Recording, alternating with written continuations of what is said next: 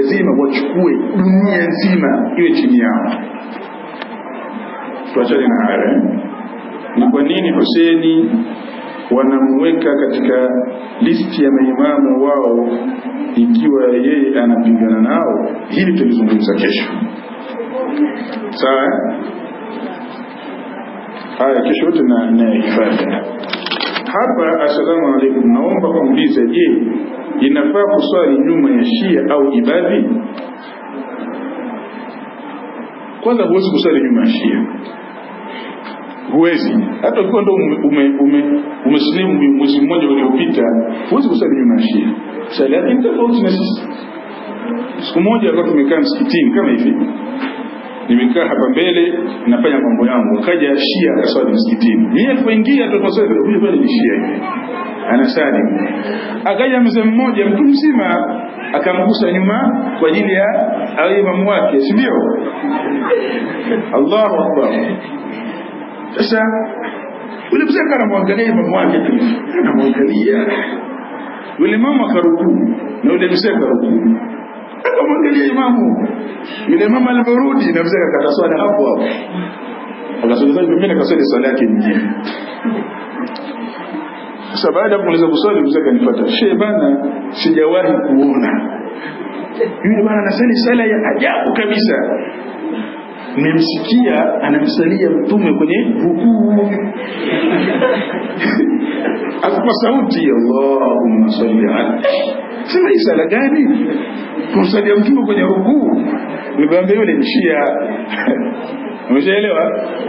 Yule ni Shia. Na ukitaka kumkamata Shia, dawa nzuri mwambie Shia, kama nataka mimi niwe Shia, swali kwa sauti tusikie. Hawezi kukubali kuswali kwa sauti. Nataka uswali swala ya Kishia, nitakupa hata gari mbele za watu. Hawezi kukubali. Kuanzia mwanzo wa swala mpaka mwisho wa swala ni tofauti kabisa kabisa na tunavyoswali sisi. Kwa hiyo wewe huwezi kuswali nyuma ya nani? Huwezi. Labda uwe umeslimu leo na umeingia msikitini leo katika msikiti wa Shia, na siku ukienda katika msikiti wa Uislamu wa kawaida utajiuliza, sasa ni sala ipi sahihi? Ni ile nilosali jana au nilosali leo? Ama kuhusu Ibadhi, hapa nitasema kidogo. Unajua hapa Tabora Maibadhi ni wengi sana. Alafu tatizo la Maibadhi wenyewe, kama Maibadhi huko Tabora wala hawajui Ibadhi wao.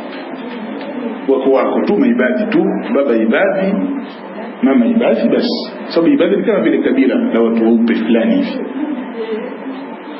Hapo zamani Maibadhi walikuwa hawalingani dini yao wala madhehebu yao, walikuwa wanafanya biashara zao. Ni watu wa biashara, sehemu zote ni watu wa biashara, hawashughuliki na dini.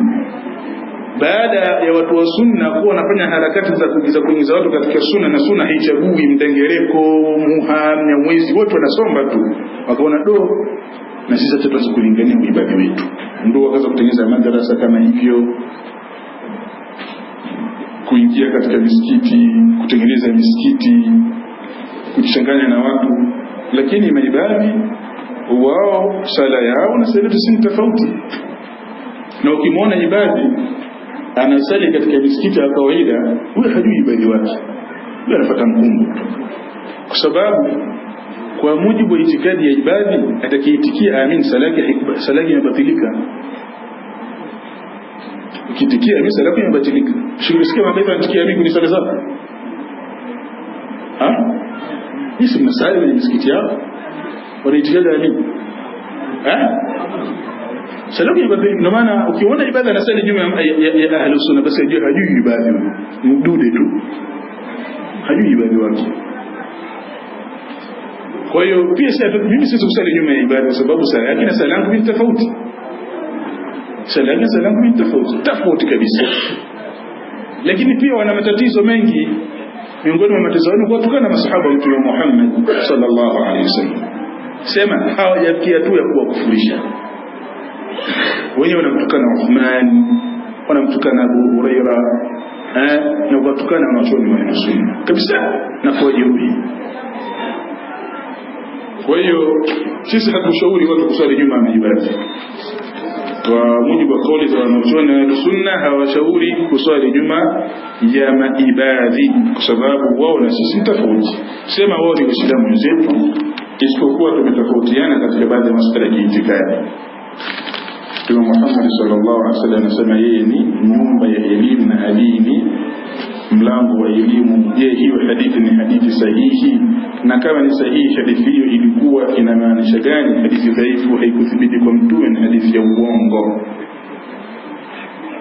Na katika hadithi ambayo ninaijua sana na nimeifuatilia sana ni hadithi hii, hadithi ya ana madinatul ilmi wa aliyu babu. Wanaipenda sana mashahidi, hadithi ya uongo, haikuthibiti kwa mtume sallallahu alaihi wasallam.